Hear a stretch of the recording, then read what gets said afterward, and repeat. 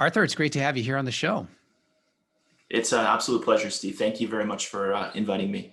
Yeah, well, let's just start with tell me a little bit about your background. Tell me a little about your firm as well. Sure thing. Let's go to the firm first. So Northland Wealth, we are a Canadian multifamily office founded in 2011. We provide US style family office services to Canadians. Our families are high net worth and ultra high net worth, coast to coast across Canada. And because of the global landscape, we have family members in Europe in places like England, Belgium, France, the Caribbean, places like Barbados, as well as Latin America. We invest across all asset classes, public and private, and we access the same institutional managers solutions that the large US endowments do or the Canadian pension plans do. As for myself, 30-year veteran of the industry, grew up on a farm in Southern Ontario and used to raise goats that I would show at the Royal Winter Fair. So from being a farm boy like Luke Skywalker, looking up and saying, how do I get off the farm? It's been a long journey from there to here.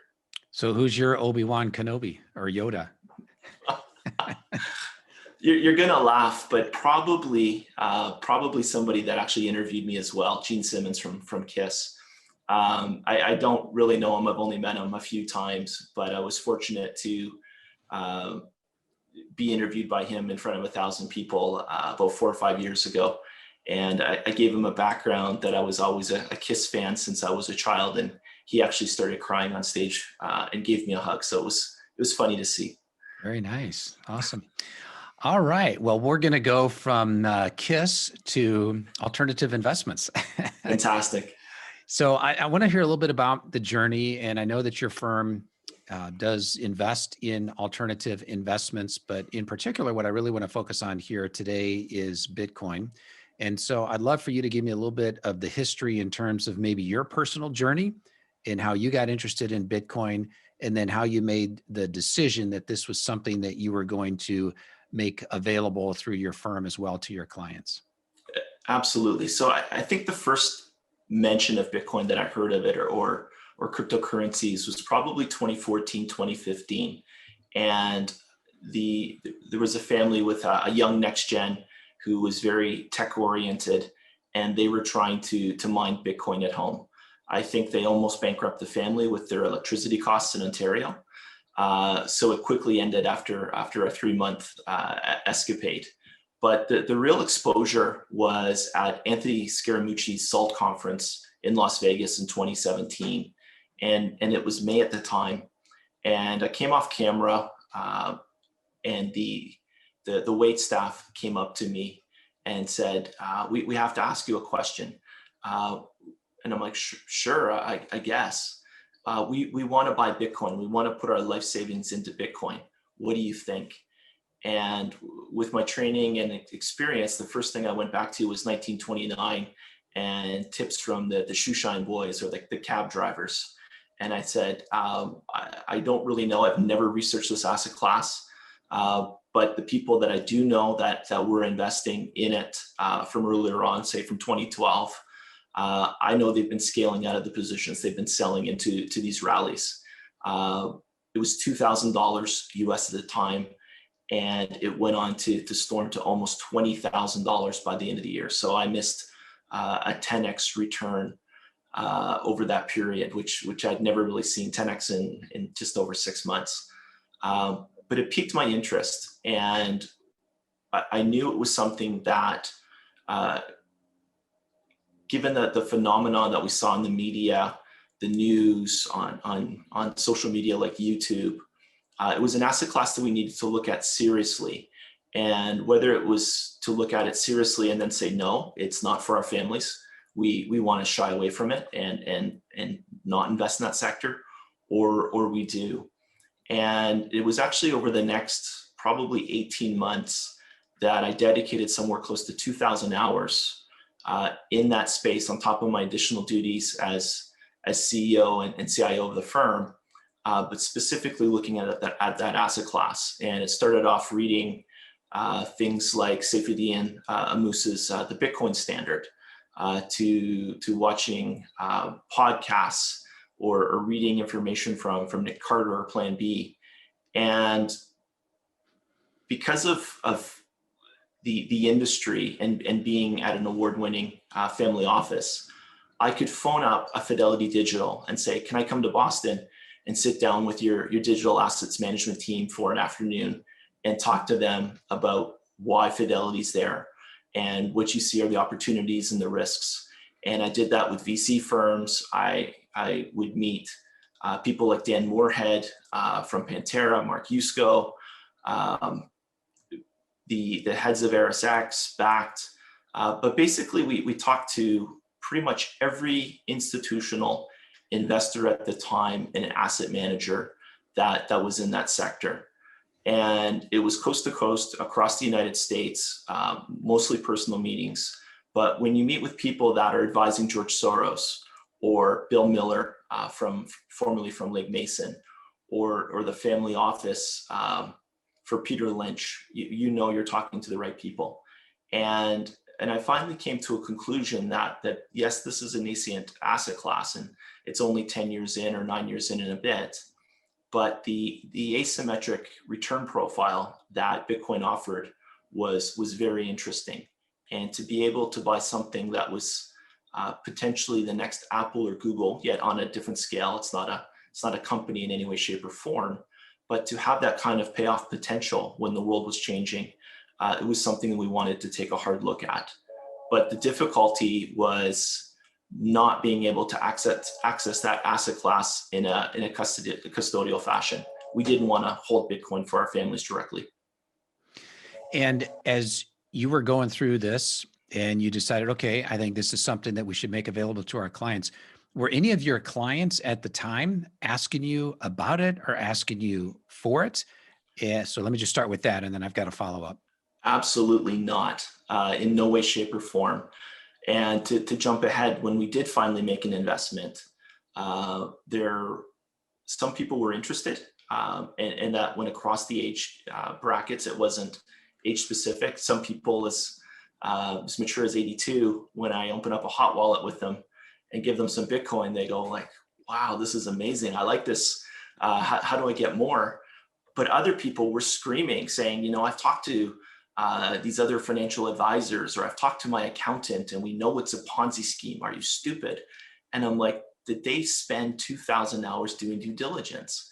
I mean, did they meet with these successful managers and people in the cypherpunk field to understand what this even is? And the answer was no. It was just generally, we saw it on television, or we haven't done the work, but let's just get angry and deny it.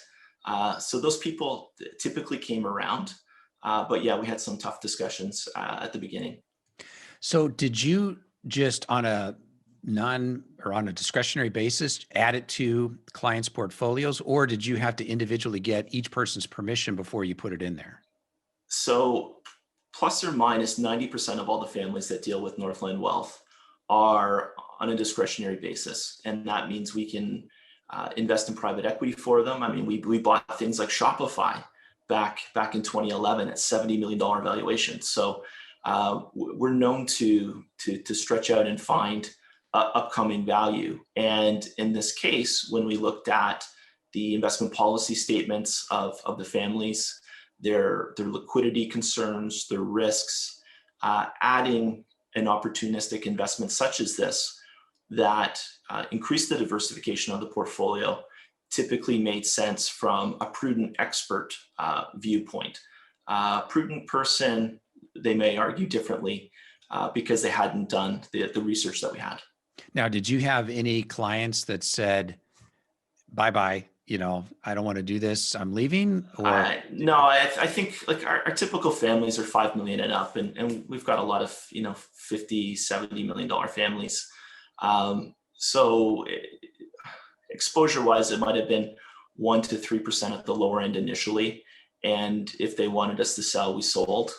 But I'd say probably 99% of all families said, we trust you. We know you've done the work. Let's see where this goes. And I'll tell you, over the last 2 years, they're up probably 400%. They're very very happy. So, They, so yeah, number goes up, fixes a lot of issues. it certainly does. But part of the research was we wanted to understand the cycle of Bitcoin, or what appeared to be the apparent cycle. And there was a lot of reading with Plan B stock to flow model, obviously, but it seemed like there was a 4-year cycle, and we wanted to know how to get out, or when to get out of this opportunistic investment, as opposed to riding it down 80% that we've seen in previous market cycles. For our own PA or for individual investors, it's one thing to buy and hodl, but as a professional risk manager, as the Canadian equivalent to a registered investment advisor, you have a fiduciary duty to these families, and that means managing risk. So that means taking proper position size. If the position size gets too large, to reduce it.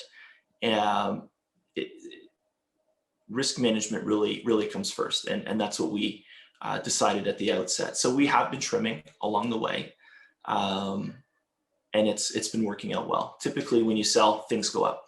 Yeah, yeah. Well, I'm glad you mentioned that, because I was curious if you are a hodler, if you're just buying it and holding it, and now it's gone up, say 4x, and now you've got, it has 4x the percent allocation in your portfolio than it did before, because it's gone up so much. Yeah. So you are trimming back, and Absolutely. okay. Yeah, a lot of the work that we did when we looked at allocations was based on the Yale professor's report from 2017, early 2018, and he was recommending somewhere around a 6.5% allocation to be the optimal weight, and then rebalancing around that target. Just for Bitcoin. Yes. Okay. If you're adding it to a 60-40 portfolio. Okay. So we took that for our aggressive family portfolios that tend to be almost all equity. We were adding weights close to that range. For very conservative families, we probably were at 2.5%, but we were definitely over 1. So we were not just off of zero; we were way above zero. Now, Bitcoin means different things to different people. Some people approach it, and I want to ask how you approach it. So some people look at it as, this is purely an investment. I'm a financial professional. I'm a money manager. And so I think this is going to go up. Yes, it's speculative, but I think the asymmetric risk, as you mentioned, is to the upside here.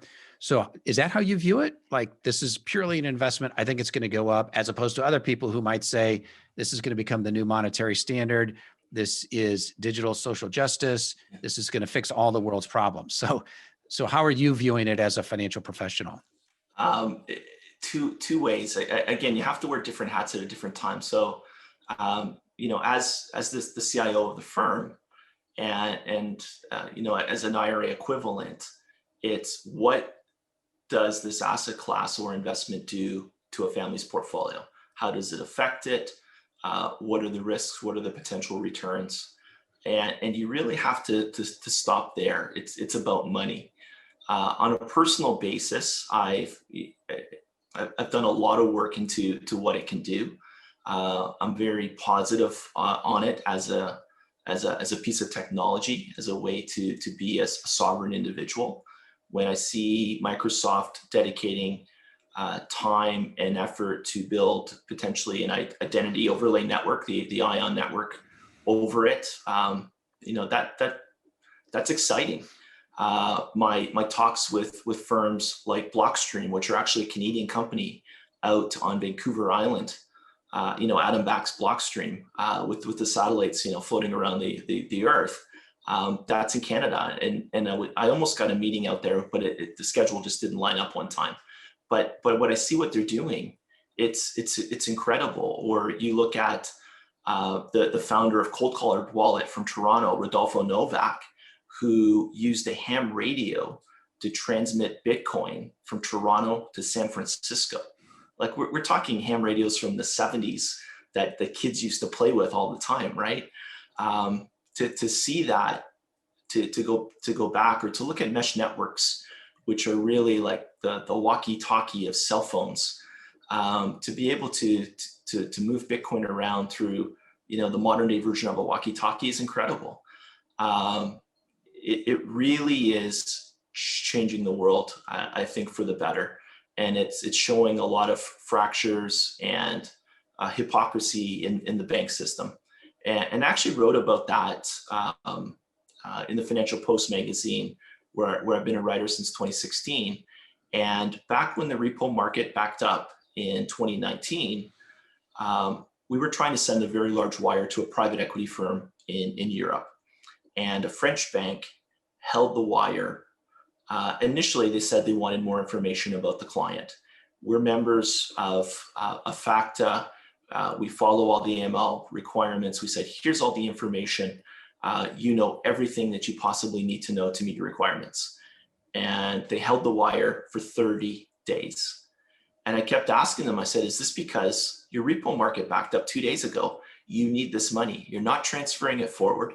You're not sending it back to us, to the client. So what's going on with it? And I kept teasing them in the emails. If we use Bitcoin, this transaction would have been done in 10 minutes. And it would have been done for less than the $70 wire fee. So it really proves a point. And if you do have networks that are beginning to open up, of course, through proper AML channels to bring it as part of the financial institution, you can go around SWIFT, you can go around all these issues with the banks. And I think it's exposing a lot of holes. And is Bitcoin the only crypto asset that you're investing in, or are you looking at other things like Ether and some of these other coins out there? When we did our research, really it seemed like there was Bitcoin and there's everything else. So it appears that Bitcoin is it's in the process of becoming digital gold. And I think that's really what the ideology was behind it initially. Along with potentially smart contracts. Things like Ethereum seem more like a venture capital play. It's hard to verify how many coins there are, what the total supply will be in the future, but the technology is neat. It's usable, it's functional in many cases. A lot of the other coins, not maybe the top 10, but most of them seem more like a loyalty points program. And, I'm not in the business of buying and selling Air Canada miles or American Airline miles or trying to trade them because I think they're going to go up. Other people can, that's their right to, for a marketplace, but it's not something that we would recommend. And in other cases, I think a lot of crypto is a pure scam. It's designed as pump and dumps. They're tokens that don't give the purchaser, the buyer, any rights. And at least if you're in a small cap boiler room company, there are legal rights as a shareholder in North America under common law. Those rights don't exist in the crypto world. They're impossible to enforce. So caveat emptor, buyer beware is so critically important. Not to say that you don't want to trade, or some people want to trade, outside of Bitcoin. That's fine. But you're really looking at something more akin to venture capital or nascent technology as opposed to a store of value. Now, you mentioned Bitcoin and you say that it's digital gold. So that's becoming digital gold. Okay. So do you also own gold, or has Bitcoin replaced what you might have previously allocated to gold? We still actually hold gold as an asset class. We haven't done it for the past decade because we've appeared to be in a deflationary environment. Given what we've seen over the last sort of 12 months, the monetary and the fiscal stimulus we think is just beginning. It's needed to keep economies moving in some way, shape, or form. It's like adding adrenaline to a patient. And that typically is a positive environment for gold, whether it was the 1970s, whether it was the earlier part of this millennia.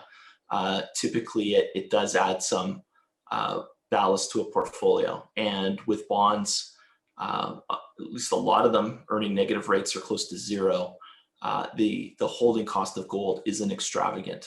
We're not gold bugs by any means. If we saw rates rise substantially like they did in the 80s under Volcker, we'd be more than happy to sell off all the gold. So it's more of a, where are we in the cycle? What's the current environment? And does this asset class make sense? But we'd probably hold it with less trading, for instance, than Bitcoin, given its reduced volatility. So some people are like Bitcoin only, there's no need for gold. So it sounds like you're saying they can coexist with each other and they might perform differently at different times depending on what's going on with the macro environment. Yeah, absolutely. But if you're under the age of 40 and you like tech, you can probably just buy Bitcoin and hodl and call it a day. Because if gold's going to go up, Bitcoin's probably going to go up too. It's probably going to go up a lot more. More. Right. Yeah, multitudes, like 10x more. So is Bitcoin as digital gold, is that like the shorthand that you would say to people when they ask, well, Arthur, why should I own Bitcoin in my portfolio? If you had to say that, if you had to respond to that in one or two sentences, what would your response be? It's a combination of an asset that's becoming digital gold, and it also has the characteristics of buying a tech stock like an Apple or Google early in the cycle. And it's really that combination of the two that that digitalized version of a scarce asset that makes it an attractive investment. Okay, so you and I are both fans, I guess you could say, of Bitcoin, and I think we both personally invest in it. What do you see as the risk? What could go wrong? What might be a blind spot that people have that are big proponents of Bitcoin that we might not be seeing? If Satoshi put in a backdoor. But the funny part is, because it's open source, more likely than not, those backdoors would have been found. Open source changes that risk dramatically on things like Ethereum and other coins. A lot of them are pre-mined. There's always these little there's ways to change supply and so on. Bitcoin's different that way. So, I mean, I joke about it. The biggest thing really is the volatility and being able to stomach extreme quick drawdowns, even during a bull market. I mean, that's typically when they happen. We had a really amazing early January, late December, and then boom, off 25% in a couple of days. But that's normal with a bull market. They're very difficult to hang on to and to ride. I'm not too worried about the technology, just the volatility to keep our families in. I always get more calls when it goes down 20% than when it goes up. So let's talk from an operational standpoint. So you're in Canada. We've got listeners in Canada. We've got listeners in the US and other countries around the world as well. So every country is going to be a little bit different. But in Canada, from an operational standpoint, how did you purchase it? Where did you purchase it? Where are your keys stored? Let's start with those. Okay, well, we actually looked at a few different options, and I will use names. So I mean, we did talk to Galaxy Digital, to Mike Novogratz's operations for our non-resident clients that don't live in Canada or the United States. I think it's a good solution. There's obviously the Pantera fund that Dan Moore has had since 2013. You've had funds in that space with Bitwise as well. And then there's if you've got $100 million corporate net worth, then you can talk to the Van Eck team. And I think they're in the process of starting up an ETF. But we knew as again, the Canadian equivalent of IRAs, that we couldn't hold our clients' keys. That would be akin to taking custody. We wouldn't take their money. We wouldn't take their share certs. So we're certainly not going to hold their personal keys for them. We might suggest, if they wanted to buy it themselves, some very good multi-sig solutions like Casa Keys. We're not paid by them. We don't get referral fees, but I think they've got a great setup for families to look at.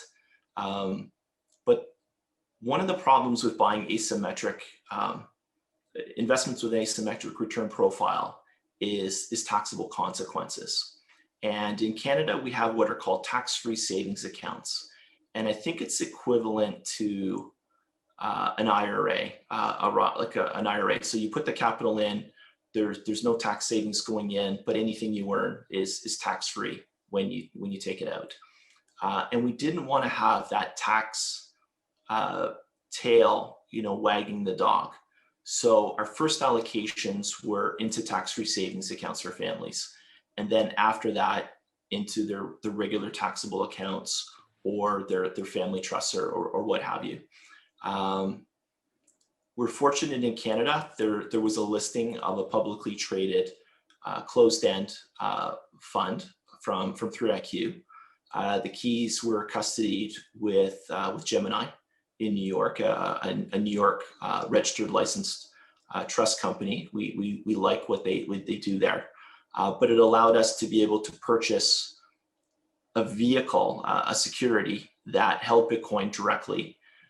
It wasn't extremely expensive, at least given the volatility, and we were allowed to place that in our clients' tax-free savings accounts. So when we do go to sell, if we need to sell, there's never a tax issue to worry about. Typically, we were buying like $100,000 amounts per person in their TSFAs, and now they're in the hundreds of thousands. So people are very happy that they're up a few $100,000 tax-free. And when you purchase these, when you purchase, say let's say it's a trust or kind of the ETF equivalent to buy the Bitcoin, were you making a separate transaction for each client that you were putting it in their account, or did you make one big buy and then through software you were able to allocate that one big? Yeah, we would typically block it. So we would actually buy a private version at NAV, at net asset value, and there is a 4-month lock on it. And then otherwise after that, it becomes free trading. So it's a bit of a copy of the Grayscale model. We wouldn't be buying the locked version later on this year, given there will probably be some point in 2021 we'll want to reduce positions or eliminate them entirely if we saw another boom cycle like we saw in 2017. But we're very careful about the spread between the premium versus being able to buy at NAV. And what we're seeing lately is a more consistent issuance from the manager, which has really reduced the premium to under 5%, which is almost acceptable. It's, we'd rather have it at 0, but it's a long way from 25, 30, or even 40% where Grayscale used to trade at. From a positioning standpoint in the marketplace, do you communicate publicly that you guys are crypto friendly or that you offer Bitcoin and that's a typical allocation? Because I know there's going to be a lot of financial advisors who obviously still don't want anything to do with Bitcoin. Now, and they didn't want to buy Shopify either privately at $70 million, I'm sure. Yeah, if we could all go back in time. Yeah.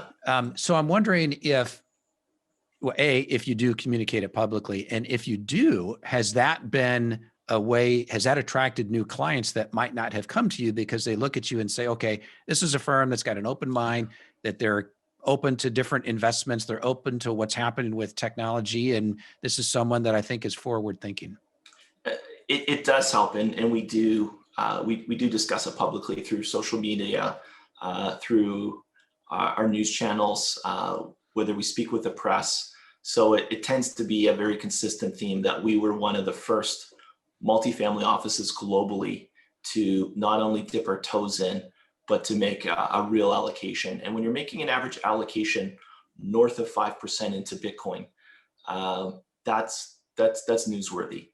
Part of the education process, though, and we wanted to do it in a non-sales fashion. So a year ago, November, we actually hired Dr. Saifuddin Ammous. I contacted him.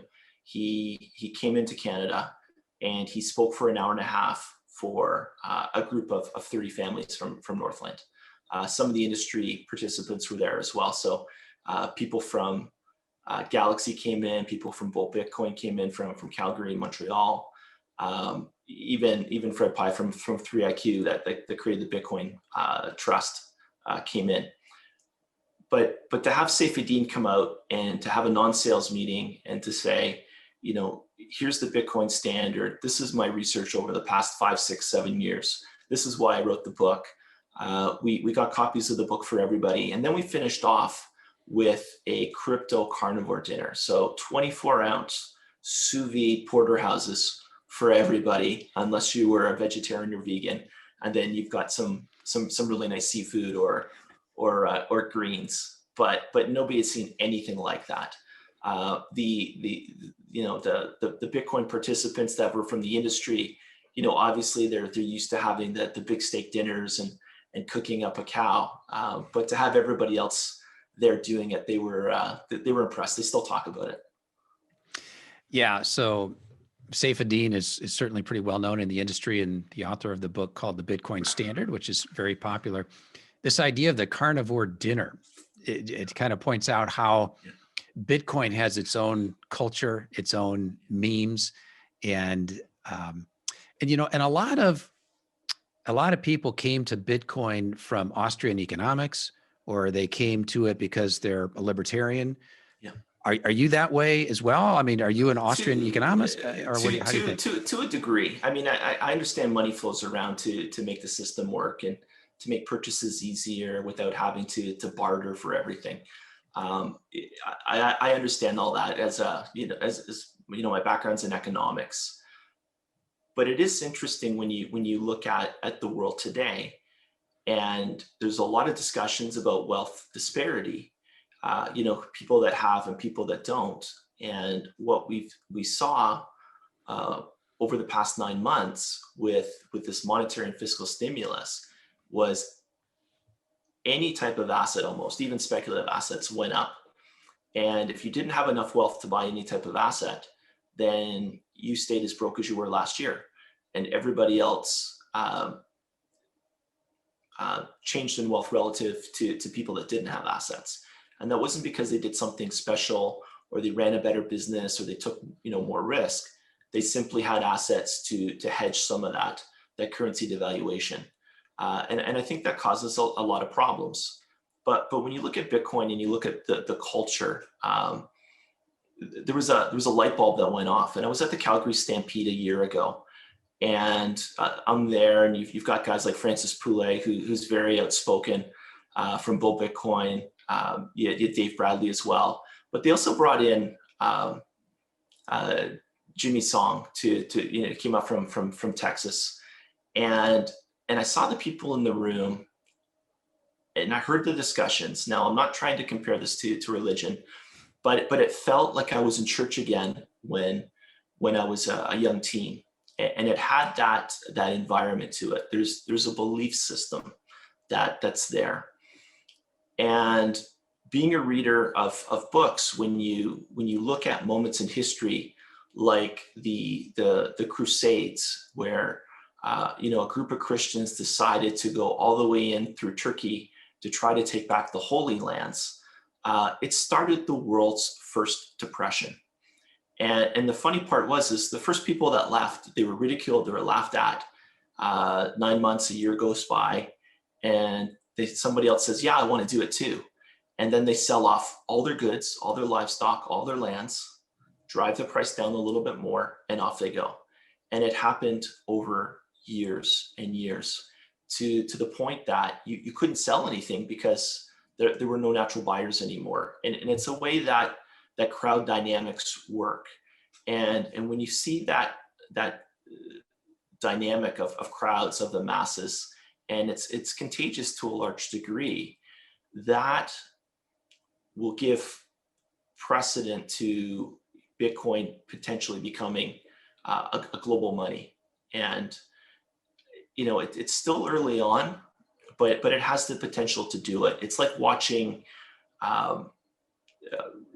the beginnings of Christianity, for instance. What's it like to be there the first couple of 100 years when there are downsides, when there are risks to being a Christian, versus where it became 1,000 years later or 2,000 years later. So it's sped up, of course, but there's a journey there that parallels it, even though we're not saying one's religious or godlike in any way, shape, or form. It's simply a currency, but it's the way people behave, and it was an important thing to see. Yeah, and that's definitely part of the the Bitcoin ethos, I guess you could say, is some people call it a cult. And just like you have the carnivore dinner, that's part of the culture. And Yeah. so it's almost like you've got this in crowd that kind of knows the lingo, maybe similar to Wall Street Bets that's been going on here recently as well, where they've got their memes and their attendees and it's going to the moon, and all those diamond hands and everything. So That's it. so there's their own language. And I think the more people start studying Bitcoin and researching it, the more they get into that and become part of that. And if you want to learn, I mean, just go to Twitter, just get on Twitter, start following guys like Jimmy Song and Pierre Rochard, who I met Pierre as well, and actually had a steak dinner with him in New York. So now he's a lot calmer in person over dinner and a glass of wine than he is on Twitter. Yeah, it's interesting, and I've not met a lot of these people in person, but certainly followed them on Twitter, and they have big personalities on Twitter, and I'd be curious to see what they're like in person. The easiest thing to do is just to reach out to them and say, hey, do you want to go for a steak dinner sometime? This is who I am. Yeah. And you'll be surprised at the doors that open. Yeah. No, we'll look forward to doing that once some of these events start opening up again and being able to do some of these in person. But let's talk for a minute here about someone who's listening. Let's say they're a financial professional or someone who's like, okay, my interest is peaked here, so I want to learn more. What would you advise someone who says, what's the next step here for me to continue or to start my journey on learning more about Bitcoin? The first thing, don't buy it until you do the research. So do your own due diligence first. We're at the latter part of a 4-year halving cycle. There's lots of time to catch the next one, but start doing your research today to understand how to buy a year and a half from now. I think that's key. And whether it's reading a book like the Bitcoin Standard, or paying attention to the writings of somebody like a Nick Carter, but you want to start doing, or Andreas Andropoulos, to watch his series of videos, but you want to sort of understand the tech behind it and the basis behind it first, and again, understand the cycles so you don't get caught. 80% drawdowns can really hurt, and it can burn an advisor hard enough, and their client base that they're serving hard enough that they'll never really trust or understand the asset class. They'll just shut down. So do the work ahead of time. Know how to get out before you get in. I think that's important. So you mentioned that you are actively managing your Bitcoin here, because you said, hey, it's hard to stomach an 80% drawdown. Certainly understand that. Do you think there's a difference though? Because some people would say, hey, you just need to hodl, which essentially is hold. Yes. And some people would say it's hold on for dear life. But in your allocation, I think you've said could be 6%. Maybe you've got some. Do you have some people that are upwards of 10% allocation? Yeah, you do. Yes, okay. but we typically have a 50% rebalancing threshold, and maybe you want 40, maybe you want 30. It just depends on how much you want to trade. Okay. So for instance, at a 5% allocation, if Bitcoin fell 50% in price, we would buy 2.5% more and bring it back up to 5%. Similarly, if it goes to 7.5, we'll sell it and bring it back to 5%. We'll take that 2.5 off and go place it in another asset class. So you do want a target weight. And because of that volatility, you can't be afraid to buy and you can't be afraid to sell. Okay. Well, I'm glad you said that, because I think that's a key point there, that it sounds like you're saying, hey, start with a target weight. So if it's 3%, if it's 1%, if it's 8%, right. And then if the market drops 50%, then there's your buying opportunity: buy low, sell high. So now you're going to buy some when it's low to get you back to your target allocation. And conversely, if your target's 5% and it's now doubled and it's 10, you're going to sell half and get back to 5%. So it's not like you're necessarily actively managing and say, oh, I think that, we're going to go to another cycle here and it's going to drop 80%. You're not you're not selling in advance of that. It sounds like it's In more the rebalancing, or no? over 3 years of the 4-year cycle, we will rebalance based on a Okay. target allocation. But it does seem like there are 4-year cycles, and those drawdowns of 75 to 80%. So what's the definition of a 75% drawdown? And I'm going to give you the mathematical definition of it. It's a 50% drawdown with an additional 50% drawdown. That's how you get to 75. You go down 50 twice. That people will lose their minds over. So again, it's about either being close to zero or at zero at the end of a cycle. Don't be too greedy, and don't hang on too long. For your own PAs, where you can tolerate 18 months, 2 years, 3 years of being underwater, that's fine. But as a professional, if you know that there's a double 50% drawdown, you don't want to rebalance around that. You want to not be there. So what else would you like to add here? So I've asked you a few questions. Is there anything that I haven't asked you yet that you think we should be talking about? Is Elon Musk going to be using Bitcoin on Mars? That's well, he's got to get there first. yeah. Yeah, so he certainly made some news here not long ago when he changed his Twitter handle to just say Bitcoin, just like Jack Dorsey, right? Jack Dorsey at Twitter as well, or Square, both. And yeah, so that caused a little bit of a storm. And I think now recently he said he's going to lay off Twitter for a while. So yeah, we'll see. I've got a guess. I've got a theory about Elon, and a lot of people think it's he's developing green energy for the earth, or he's developing a better car. But I really think everything revolves around Mars with Elon, or interplanetary, getting off terrestrial Earth. And you look at a place like Mars, there is no petroleum industry. There is no heavy atmosphere like we have here. So to say that you want an automobile that would run on Earth running on Mars doesn't make a lot of economic sense. It would be difficult to find the hydrocarbons if they had it, and then to refine it and to set up distribution would be next to impossible. But I think with Tesla, he was honing, batteries life, electric engines, generating interest, generating capital, to be able to have some form of transportation outside of Earth. And you look at what he's doing when he bought his solar company. More likely than not, when you're not on Earth, the primary generation of power will be solar. So he's put capital and thought into that. And building out a road system with asphalt doesn't make a lot of sense because, again, there's no petroleum industry on Mars. It makes a lot more sense to bore through the planet and to get to place underneath. So I think he's figuring out how to move around, not being on Earth as opposed to being on Earth.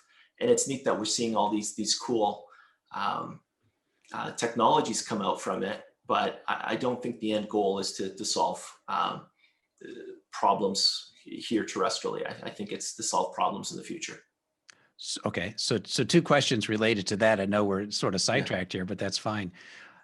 What does that mean for Bitcoin? Well, if we go to Mars, are we going to need Bitcoin on Mars? I think it would be very difficult to take US dollars and move them to Mars, right? I could just imagine like filling up spaceships. Well, it'd be harder to take the gold because that would be pretty heavy. It would, but with telecommunications, again, you can move Bitcoin around by satellite right now. It would be very easy to use something like Bitcoin and have that as the global currency of Mars in the future. So yeah. maybe Bitcoin will be the global currency for Mars first before the Earth, possibly. It's going to be Dogecoin.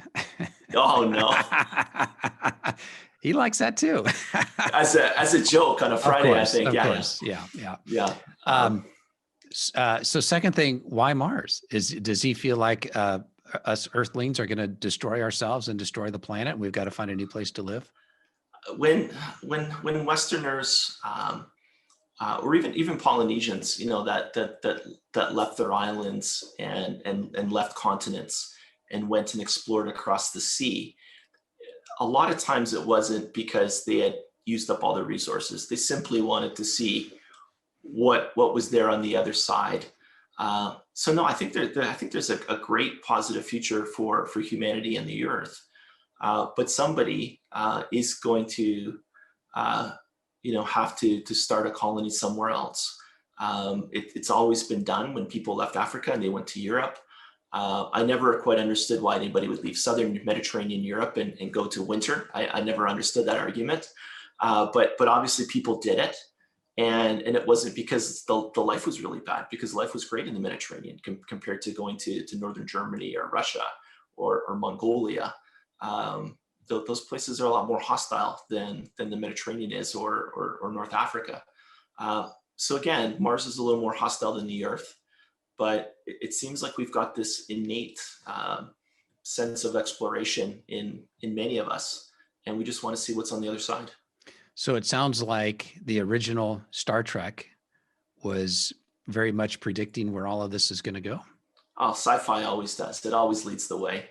And if you look at the SpaceX landing ships, if you threw on some Converse All Stars on the landing gear, it would look like it's right out of a Warner Brothers cartoon. So I'm sure Elon's been influenced growing up in the 70s in Canada.